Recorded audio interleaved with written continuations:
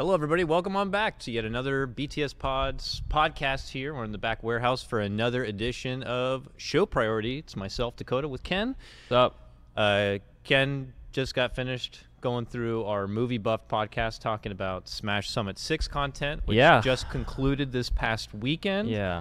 Undertaking, I'm sure, between you and Slime, but it's over. You got through it. I know you already talked a lot about it, but thoughts now that you finally got to put the event behind you? I think it was one of the best received tournaments we've had. People really liked it.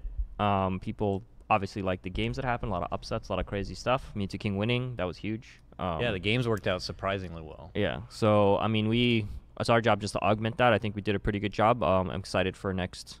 I'm a little worried about the next theme, though. It's hard to top the Marvel movie theme with the hype of the movie coming out and all that kind of stuff. Yeah. I don't know what we're going to do next time. We'll see. Yeah, that's the test. When you get to, because now we have Summit of Power coming up, and it's going to be quite the opposite. I'm going to be very baseline with them. We're going to give them. We're not going to give them the full BTS meme treatment. And we don't even know the memes and pizzazz. Yet, you know? So it's like we have to feel them out. We want to show them what we're all about. We're going to take it slow. But then when you get to these 5th, 6th, 7th editions, we have Dota Summit 9 coming up, and we have to reinvent it again in some way with some new theme, which is already kind of out there and something we're going to continue to explore. But when you've done so many of them, you have to find a way to reinvent the wheel a bit. And I would agree with you. Smash Summit 6, probably the best one so far. Anxious to see what Slime and you come up with for the next one. I just want Smash Summit 7 to the T in Summit to be a 7. I've always wanted to do that. We got the logo there already now. The image for Smash Summit. The T as a 7. Just saying 7, or are you gonna highlight just the left half of the T? Yeah, that's what we're doing. Fair enough. Well, here we are for another show priority. We had another big esports Dota event happen this past weekend. In addition to Smash Summit, Epicenter, another major, the third Epicenter XL. They called it, Ken. Yeah. Extra large Epicenter. So major. Disclaimer: I watched nothing of this tournament. I watched their crazy intro, which I'm sure we'll get to. Mm-hmm. And I know the results, but I have watched nothing. Which we can't blame you for. You were gonna just balls deep inside some Smash Summit action right now, but we have you here for your unbiased, creative opinion on what you're about to see on some of this stuff. I will say, probably not going to be a lot of stuff to comb through. Epicenter, much like, I don't know who I'd close them compared to, like ESL, where it's just very professional and there's not a whole lot of extra content and memes and jokes. It's like we're just going to put on a hell of a show, make it very clean, and just make it very hype. What do you think of Epicenter? Like when you hear an Epicenter events coming up, like what would you just expect? Because we already know of ESL, production PGL, stuff, and everything else. So crazy production stuff. Yeah. Anything like signature. I think they're like known for their stage design and like cool stuff that they have planned. Yep. They're not like super memey. They're like, we're gonna wow you with some straight up effects and spectacle in some way. And I would say again that was their strongest point of this event too, the third event, XL. Cool. The stage and presentation was immaculate. We'll have like a full section just talking about it. I had to get an array of pictures just for the stage itself because it was clearly their highlighted point.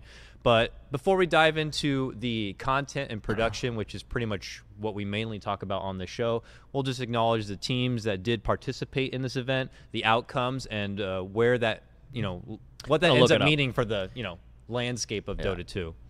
So in this event, we had all the big hitters: Virtus Pro, Liquid, Secret, Newbie, Navi, OG, Empire, Complexity, Pain Gaming, LGD under their new sponsor or partner. Esports with a capital S. Esports with a capital S by, what is it again? PSG. PSG. Okay. PSG, Paris, LGD. Saint something. Germain? I don't know. Oh, yeah. That's right. Because when I read that, Saint Germain is also like a liqueur. It's a type of alcohol that you would add to a lot of beverages. I used to use that as my time as a bartender. But they're like full-fledged partners. Their name is PSG LGD. And as we know, they ended up having a hell of a debut under the name with this event. Also Mineski. And a big surprise, Fly to Moon. Fly to Moon showed up to this event, and they took full advantage of this opportunity and put on a hell of a show. I don't know. Something about the events hosted in their home regions tend to do something for the Bring teams, out the best in them. them. Exactly. All the hype was certainly there. Well, what about Navi then? Oh.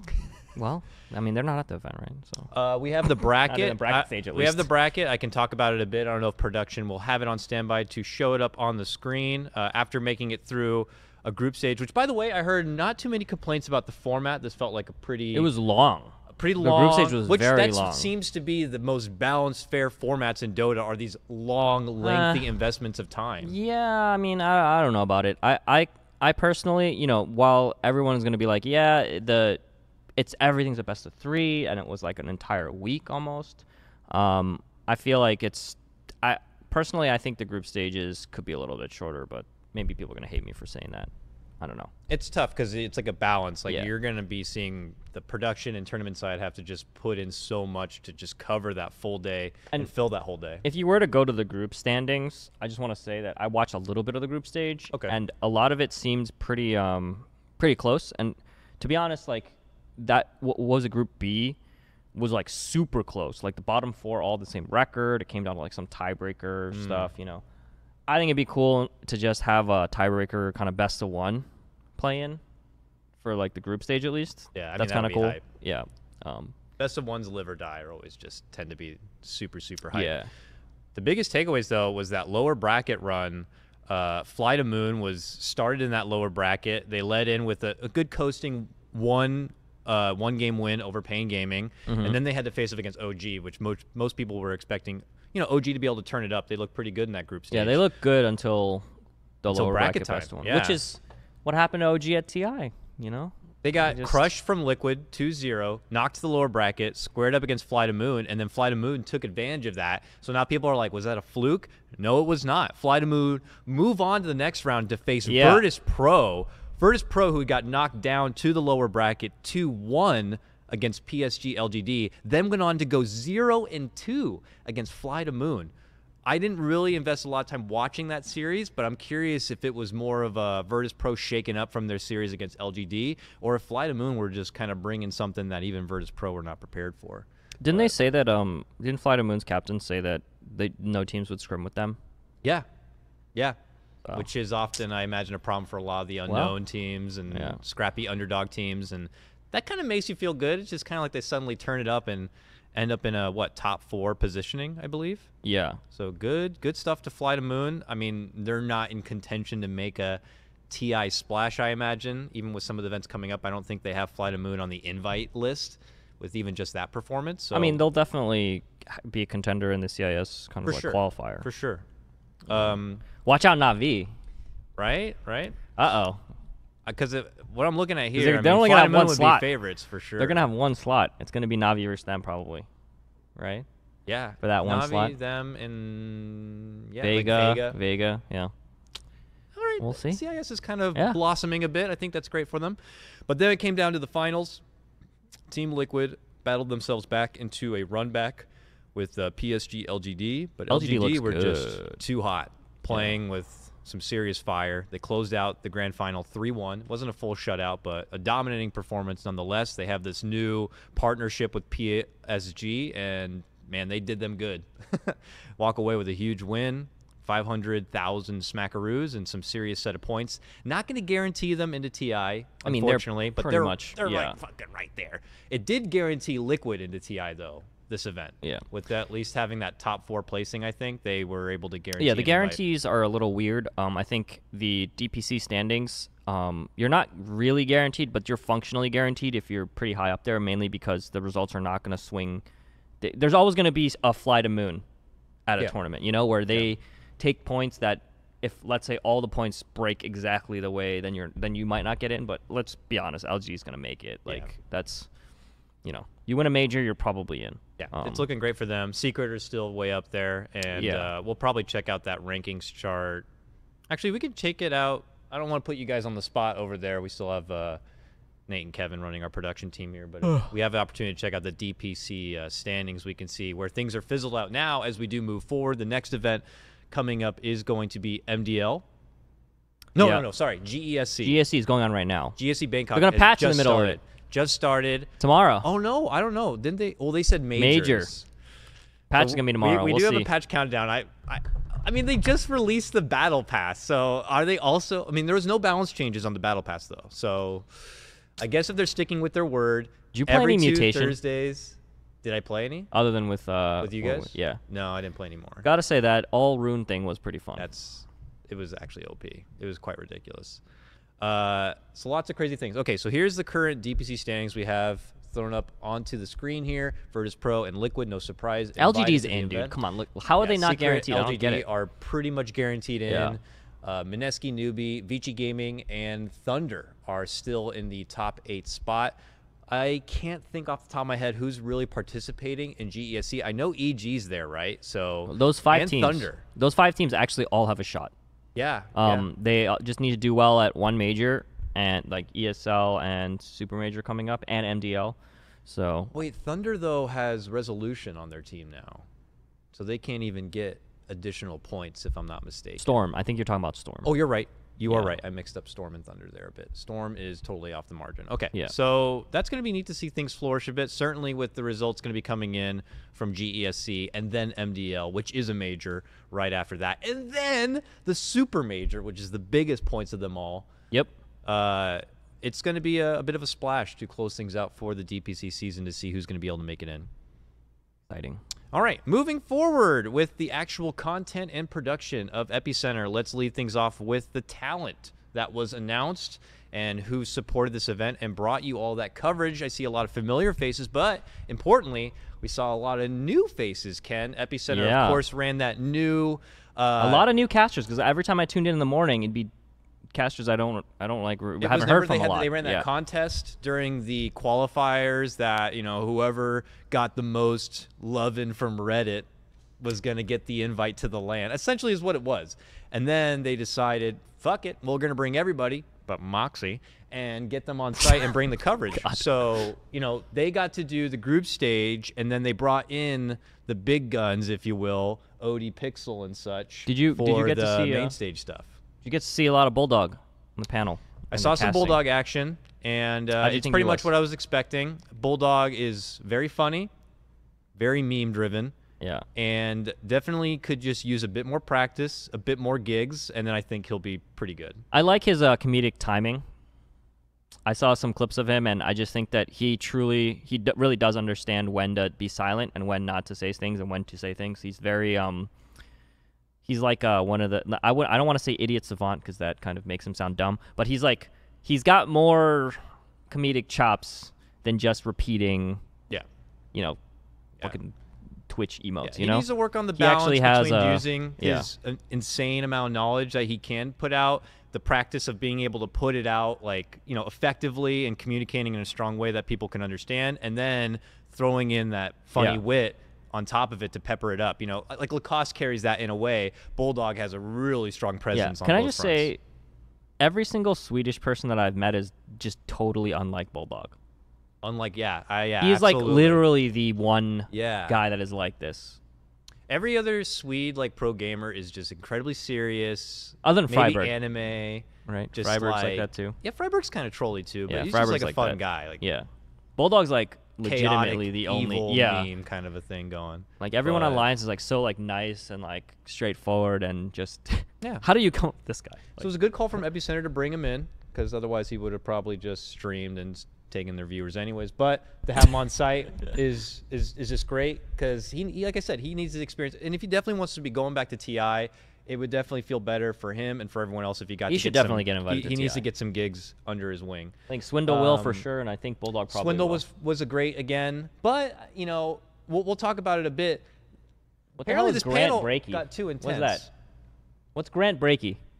I actually don't know what Grant Breaky is. That looks like that was a mistake by Epicenter's graphic right there. So Grant Breaky and Breaky. Grant Breaky. They were actually a great team. Actually, Grant got a lot of love this event. This was the first major that Grant got to work. Is Grant gonna work at TI this year, do you think? That's the big question. I would say that his chances are a lot higher after his showing here at Epicenter. He definitely put up a very professional front. He occasionally dropped some funny Grant-isms, but mostly was professional and just brought the insight. So I think he's got a much better chance. Do you know how I know Kyle's going to TI? He's on the chat wheel. Oh yeah? Yeah, he's on the chat wheel. He's on the chat wheel. So is Owen. Right? Owen and Fox. Owen's got 2. Kyle's got 1. Yeah, Fogg's in there with Owen. Toby's got one. LD's got one. LD's might not go to TI though, so I don't know about that rule. True. Wait, which one was LD? He's got the "You're a goddamn hero." Oh, okay. Yeah. All right. But I think the big winners who should be at TI are the Filipino casters. Oh, yeah. The Mineski team by the far Those guys are brought the most hype. So funny. Anyway, shout outs to all the new blood. I'm happy for them. They just got chucked right into a major. So some of them like learned real quick that, you know, some hype was too much hype, some was not enough. I'm sure that they were like sweating their asses off for this opportunity, and I'm happy for them all. You know, so we may be seeing more Killer Pigeon, B-Cop, Mofera, and Nomad in the future. Breaky, he's a TI contender as well. He might be crept into like a group stage thing before he gets into the main stage time. Grant, same story. I don't know. They could throw Grant in anywhere. I think it'd be a big surprise if he was not involved. Gods had a great showing. A lot of people saying that he was there. Time to get a new picture, Gods. That is like 6-7 years old. Yeah. Capitalist, great. Kyle, of course, great. Red Eye doing his thing, you know, every single event. Will he be host of TI, though? You know, it's going to be all the way and then snubbed on the big show. You know, who knows at this point? He's also, I believe, still working as a director at the moment for GESC. Will not be involved with MDL, and then will be back for the Super Major. One funny note about this event, Ken, I don't know if you caught it, but the panel was getting a bit of heat for some, like, just spiciness. Like, they were being a little spicy. Did you see PPD's tweet? What did he say? Well, I got his tweet from production here. They bring it up.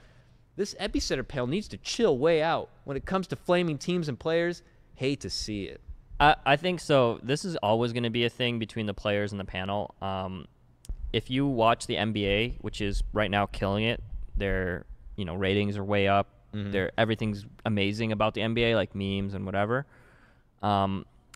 They make fun of players all the time. Especially former players like Barkley and Shaq, and They have a show dedicated to showing their flubs. Yeah. Can you imagine if we did a Dota show where we just grabbed like major highlights of like Kuro fucking up and then Miracle fucking up and all this stuff? And just made fun of them. We talked about it for a while, and I think like the only person who could pull it off like Shaq would be like Merlini.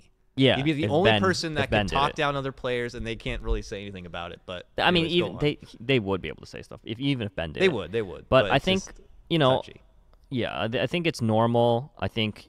You don't have to go like Skip Bayless type style to do it, but just good-hearted, light, good-natured. Yeah, you can't be like everyone played great, but not great enough, so they lost. Yeah, I think it should be allowed. It's kind of entertainment. What do you expect out of a panel if they're not allowed to have fun and like criticize players? Like, players make mistakes. Clip, like everyone plays Dota. It's like there is a line though, and.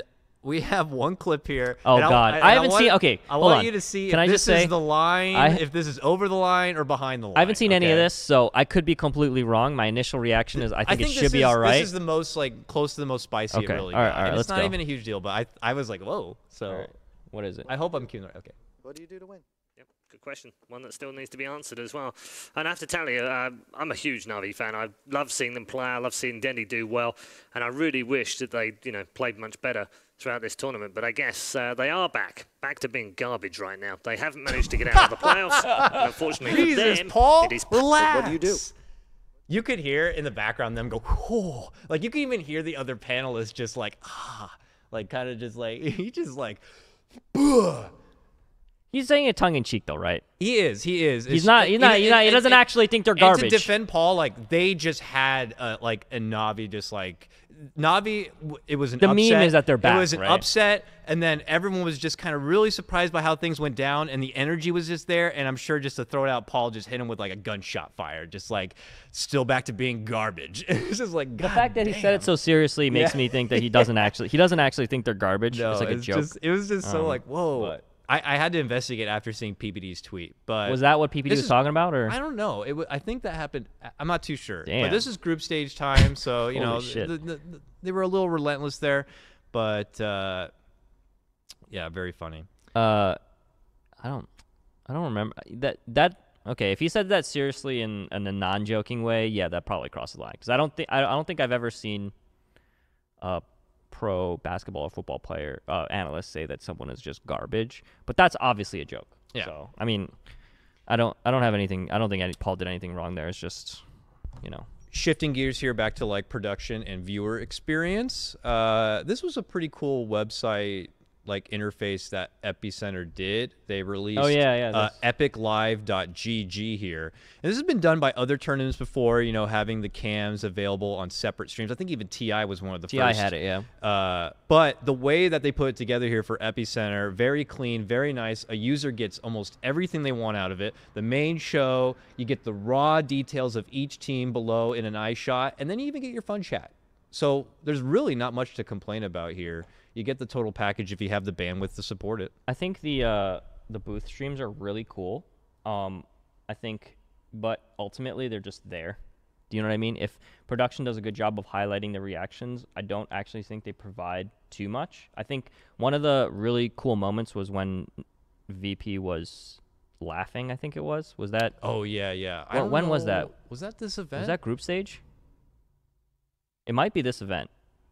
Yeah, now I can't remember. It might have been this event. I know what you're talking about, though. So that stuff is really great, but 95% of the time they're just looking at the monitors, right? Yeah. So I personally, I'd probably have them up, but I think that I would rather production just show me the highlights of it because I'm not gonna be fucking watching this the whole time. It's like extra it's just cool. eye candy for the viewer. You're gonna find anything epic out of it rarely, if that. Because I want to, like, for example, like, let's say I want to see Miracle. Like, I can't really see his face, right? No. So I would rather them have like that, the standard player cams, and I'm sure they have them.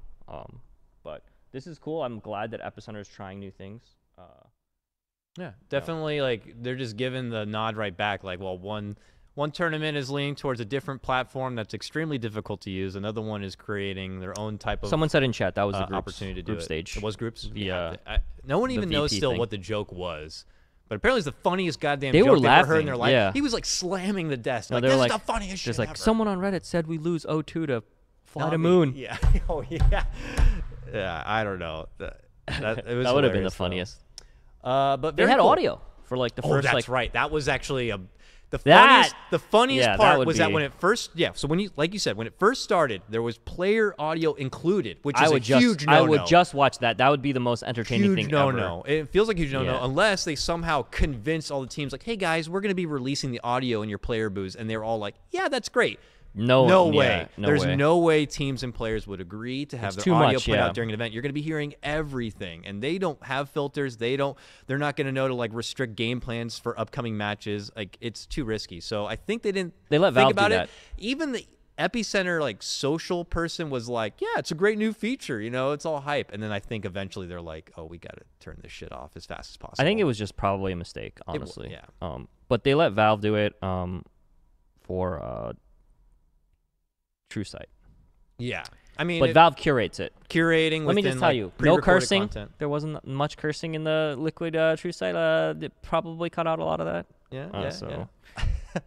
I don't know. It's always hard to do like the in-game player audio. You'd have to like take it from a highlight, have it, scope it out ahead of time, and then release it. Like, remember they had to do the old MGL, or what was it? MLG listen. Like voice. That was cool. Like, in good taste, you can probably pull it off. Oh, let's talk about, did you see their MVP trophy?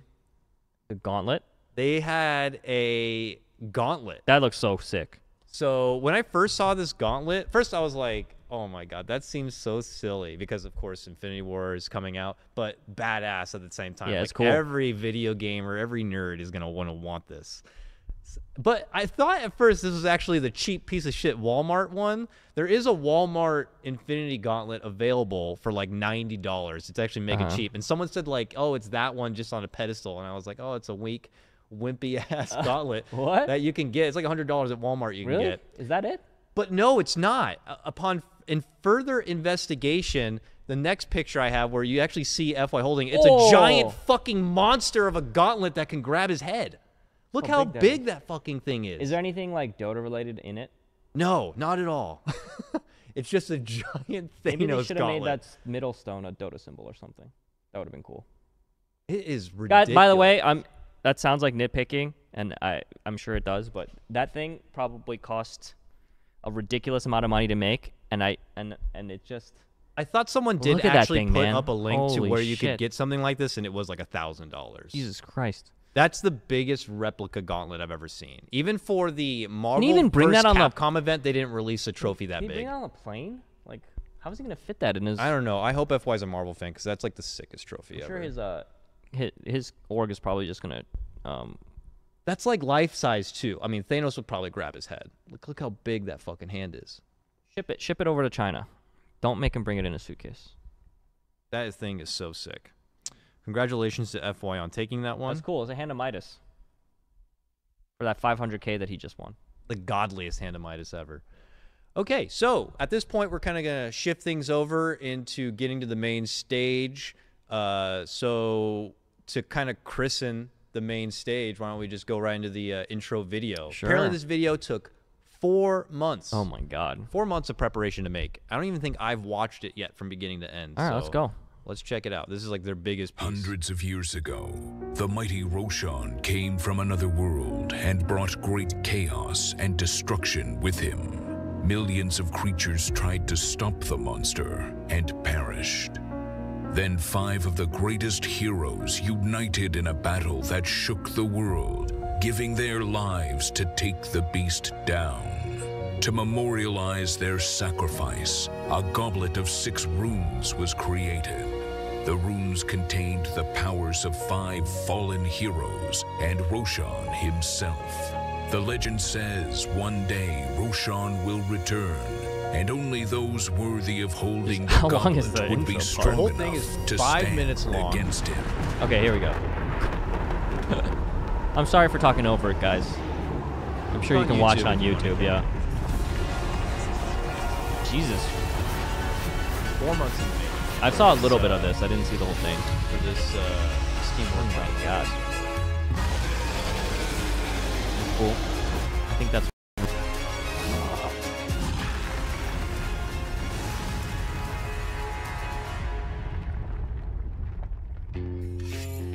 All very generic stuff, so they could do it ahead of time, obviously, just incorporate the heroes. Yeah. Some badass lead-ins before man, they get to what the team announcements, you know.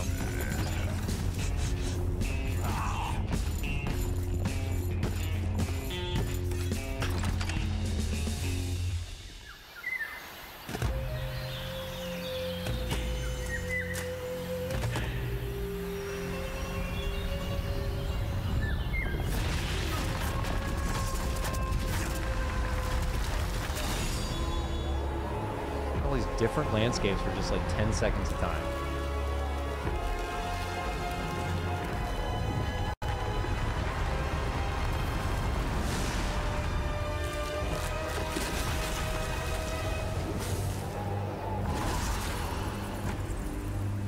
That guy just chills in the north.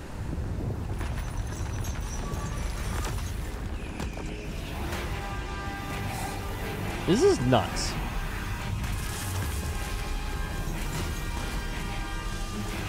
Curious how much money they had to drop This is crazy. on the guy to make this.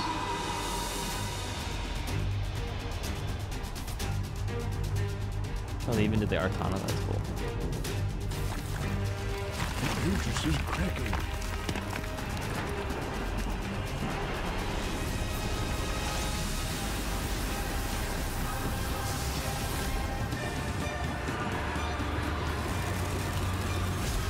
LGD. Boom, suddenly. Team intro time. Virtus Pro.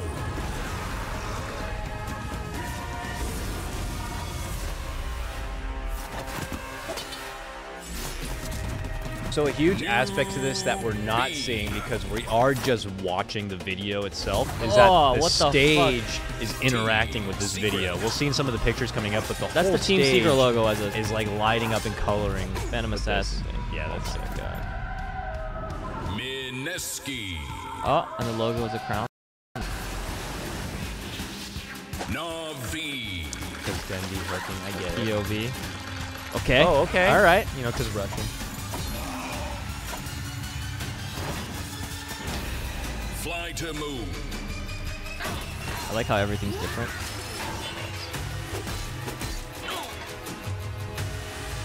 OG.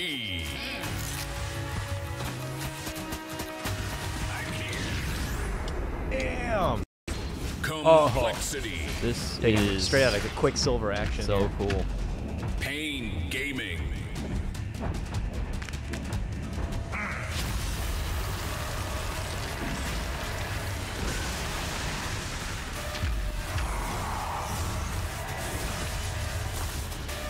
Team Empire.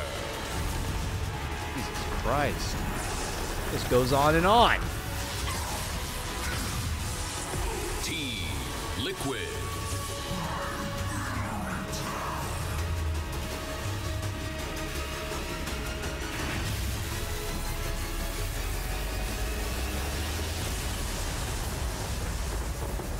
Okay.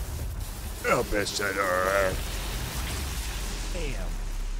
So a wonderful, wonderful piece. Probably one of the greatest tournament Jesus. intros via Oh, that was SFM or whatever. It's Yeah. just ridiculous. that's probably they put, far like, and away the all coolest one. of their content Yeah. into this. That's- like this is it. You know, that's by far the coolest one I've seen.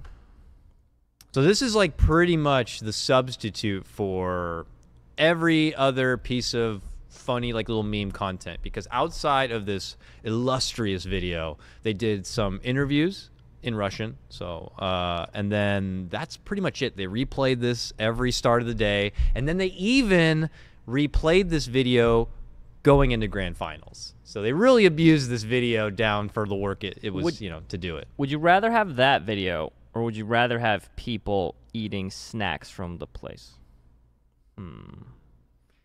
Difficult decision, you know? But you get like 6 videos of people eating snacks for Yeah, I don't one know. of these I don't know. like It's- 10-minute short movies. It's up for debate.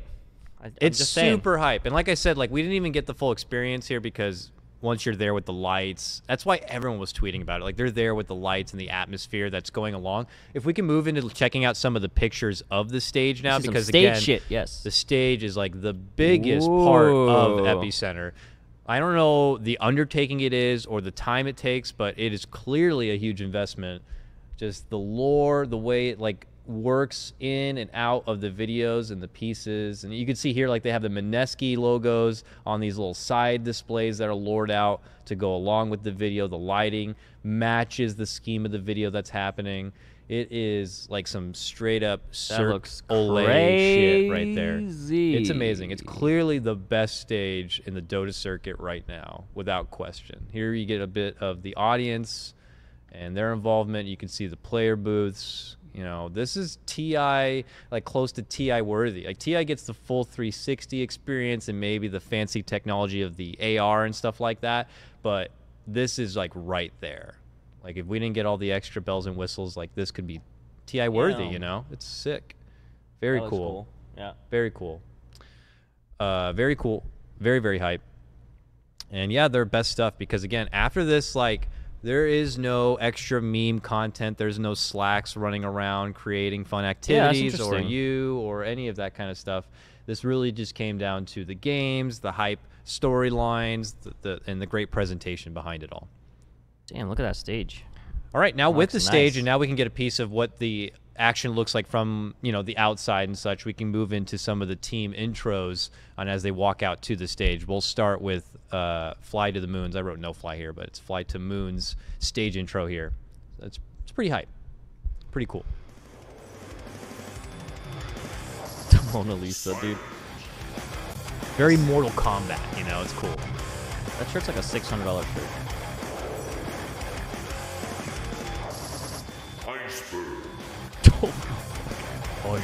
Iceberg. All this cool sound effect when the lettering pops up.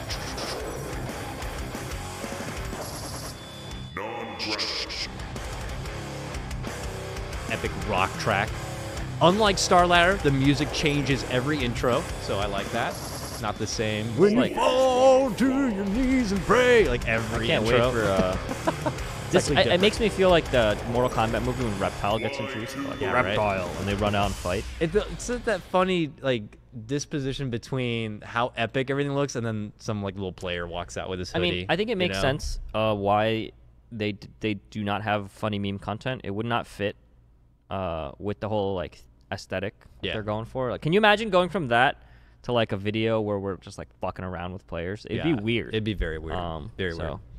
But it makes me wonder, like, take that epic video, split it in half, leave one of them for the intro, and then maybe create a new piece for the hype going into grand finals. That would have been harder without knowing the teams going into grand finals. Yeah. But they, like, played it again, like, twice the same day to build up. Because clearly they didn't have anything for between the gap of loser final into grand final. So there's, like, a 35-minute break of nothing. And they just played the video again. So, you know, that is the sacrifice you have to make. But the video is like a 10 out of 10, though. Jesus Christ. Video's fucking amazing. Yeah. All right. We have one more team intro. Let's just quickly check it out. This is Team Liquid coming into the stage. Note, different music track. So, bit of a different theme for each team. Mind control. I am the man that reads the names behind the curtain.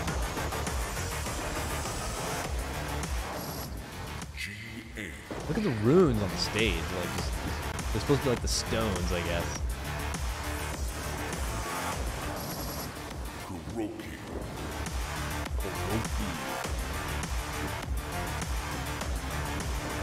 You think he needs some put up because he's bald? Kind of like a boxer mentality thing, you know? They come out with the hood on. Pretty cool. Pretty cool. Pretty rad. And now you're hyped to see Liquid play, you know? Yeah. So hype atmosphere. There was a steely-eyed determination on the face of Kuroki. And they we saw a bit of it there, but they have like a stage host that helps introduce everything. Not speaking English, obviously, but just to add more for the local fans there. Did they have a cosplay contest? They did not. There were cosplayers at the event, but no cosplay contest, unfortunately, Oh. on this one. So with that, we're pretty much just going to be getting into the GG moment here, how they closed out the All right. show. Okay. Okay, so this is broken up into a couple of parts between when the GG was called, when the teams get to the trophy, and then when they like just finish things out at the end. So we'll lead in with the GG call, because that's, again, I always want to talk about this. This is a huge moment for the event. This is like one of the biggest moments for the production team as well, hanging out in their production room, in their production truck. They're waiting for the GG call so that it's a big triumphant moment for the winning team and that it feels powerful. So let's see how Epicenter did it. Dead on Liquid. Make that 5. GG is cool, ladies and gentlemen. LGD are your Epicenter major champions. And what a run that they've had. Impeccable place. A few mistakes, but it will allow them that, because when they played it brilliant, boy, have they played it brilliant. X-Nova, FY, Chalice, Somnus, Arme, Neymar, PSG, LGD, absolutely doing it in the finals. 3-1 against Liquid. They're looking terrifying for them. We'll go into part 2, which will lead to the handshake. Team Liquid that they're outplaying time and time again in these matches as they finally get that land title that they're after. LGD, PSG LGD, this incredible team with a fantastic form. There's no doubt about it. Everybody's going to be watching coming Note into the the trophy, next it's event coming quite up. big. PSG LGD, ladies and gentlemen. There's the confetti shot. Boom. Gotta have your confetti. Yeah, Gonna you be a don't major want to event. release that too early. That trophy looking pretty good right now. It looks amazing. I used to win those, but not anymore. The at Bulldog the makes it about smiles himself there. with a nice little self And put not down. just- not What'd just he say? any of them, He's an like, Epicenter that's a nice major. trophy. And I they're used to stopping win those. Liquid from Not getting that anymore. third title in a row here at Epicenter. As I believe we'll head over to the stage. LGD, your Epicenter major champions. Yeah, OD taking it home real nicely there. Wow. 500,000 million. That's EU math there. One level above NA. But we'll go. They look good, you know? LGD take it. They win the money. They win the trophy, the Infinity Gauntlet. The universe is theirs. And they got this sick new partnership. And they're going to be looking super strong. We can finish out by checking out some of the remaining pictures of the event. But overall, just a good show. Good, strong showing. No huge technical flubs. You know, OD, Bulldog, your grand final casters brought it home. Fogged, nervous about his spot. someone said that there were some English interviews We might have missed them. Oh, really? Yeah. Oh, they may have showed them on the stream. I tried to look through their YouTube, and I could not find. Yeah, maybe it was many of third them. party. Yeah. Try to find some. And when I looked through the Epicenter YouTube page, they were all in Russian. I mean, so- I personally, I have a hard time like trying to place or judge an event like this, mainly because of just how fucking amazing that stage and video are. If you were to, they didn't have like an all-star match or anything, right? No all-star match. If you were to like compare this to DAC, I think that Epicenter hits the. That's a good one to compare it to. I Yeah, the think. peaks higher. I think they're like obviously their stage and video are like It's probably the best we've seen. I think DAC probably was a better experience overall. Yeah, because DAC did find a way because they didn't quite did a go lot of stuff, yeah. too extreme. They were able to throw in some of the fun stuff, like the All-Star match and the pictures for it, but and I all would put that, this- I and would even put some this- comic games. Because of the format and all that stuff, I would put this like probably right below DAC in terms of I like think that's how pretty fair. Amazing the major was. What did we give DAC? I want to say we gave it like an A. Because I hope we didn't give it an A minus, because I don't feel right giving this event a B plus. No way. So I want to say DAC might have I gotten think- an A, and we give this an A minus. Would be like my. I think my we're. judgment. I don't think we've given out an A plus yet, but I think that this event's like a straight up like. I think that video is like an A plus plus, and their stage. That would is be an like a TI A+. video. Like Yeah. I was expecting that to be a TI video. Yeah. Yeah. I would say overall, probably like an A minus, kind of like between there. I don't think it's as good as DAC. 91%. Yeah, I don't think it's as good as DAC's DAC. at like a good 92, 93. I think DAC overall had more stuff. They had like just more crap. I don't know. Yeah. It might not DC be could have as even good, trimmed but off just some more of the stuff. crap and put that into more of the presentation. I think they would have had this like perfect, well-rounded event. Whereas Yeah. Epicenter had none of the crap, all of this presentation, even reusing the presentation. If they just like maybe split off into some epic-looking all-star games somehow, or epic-looking cosplay something, I don't know. It would have added a little bit of extra just funness to the event. But Yeah, I think great this- overall. For the fans that, it's all about the gameplay. A lot of games, Of course. high level production. It's pretty amazing.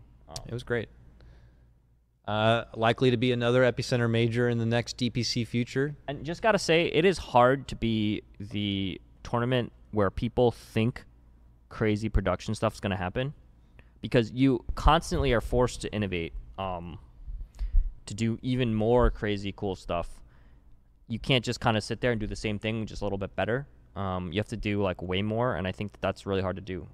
It's Epicenter hard was to wow people over and over and over, right? I mean, this is the tournament that their first showing was this giant Roshan statue that came to life with like the fucking AR on top And of the it. crowd like everyone's stuff. like, the "What the crowd like fuck?" phones and all that stuff. That Yeah, have, the so little they set their bracelets. own bar super high, which if you're breaking into the scene as a new name and a new org or something like that, This you is kinda so need much to. money, though. I mean, they have the money to throw out. That's the nice Oh, thing going for them, God. is they're really throwing out the money. It's funny, but there also feels like they're kind of making things easier for themselves in other spots. Like the whole Yeah, caster thing. yeah. They're like, oh, we're just going to bring in all the casters who want to be here and then save the big bang casters for later. So they're kind of cutting corners in one way, but they're not cutting corners on the presentation, I guess. So good stuff to Epicenter. Great event. That rounds out their DPC season, and we expect to probably see them pitch for another major next season, maybe two. Who knows? I don't know what kind of money they're working with. Heard some stuff about the org. I don't know what's in store for them in the future, though. So we'll have to see. Moving forward, like we were mentioning at the start of the show, GESC is happening this weekend, this week, and then MDL right after. So which we will be covering. which we'll be here covering on site as in at the BTS headquarters. Yep. The English coverage is going to be coming out from the BTS headquarters with some assistance remotely while the event is taking place in China. Should be an awesome time and an awesome major. And then after that, the super major. And that is going to round things out for the DPC League. I think even some dates went out for the TI qualifiers as far as like roughly where they're going to be falling. And it's just going to be a hype time, man. The lead up to TI is going to be exciting. A lot of these teams battling it out for their final really positions in not invite. sure who's gonna be going to TI.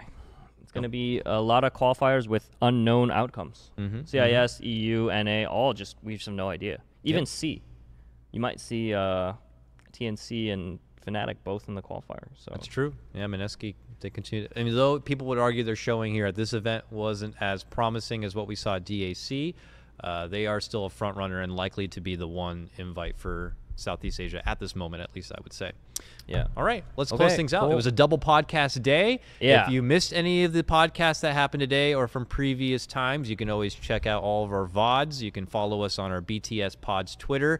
And, of course, you can catch up on all of the discussions, action, and even juicy drama if you hit up our Discord at discord.gg/BTS. Check out tomorrow for the Patch Countdown show. You're right. Tomorrow is Thursday. We're going to have another podcast double header. We're going to be opening at 10 a.m. with our Patch Countdown show. According to the Frog, there is a patch every 2 weeks on Thursday. He did add a new rule that he will not release a patch in a major, but GAC is a minor. So we're banking that a patch is going to be coming tomorrow. And, you know, if there's no patch, maybe we just talk about the Battle Pass. Yeah, which is going to be hyped. A lot of stuff to talk about in there. So 2 hours showing there, I imagine. And then after that, we'll be going to another movie buff. We have Ryan, who was just on the previous movie buff episode, going to be breaking down his movie. Should be an awesome discussion about content creation and production. Thank you so much, everybody, for coming out and hanging and listening on in. We'll see you next time on another Beyond the Summit podcast. Take care. Bye.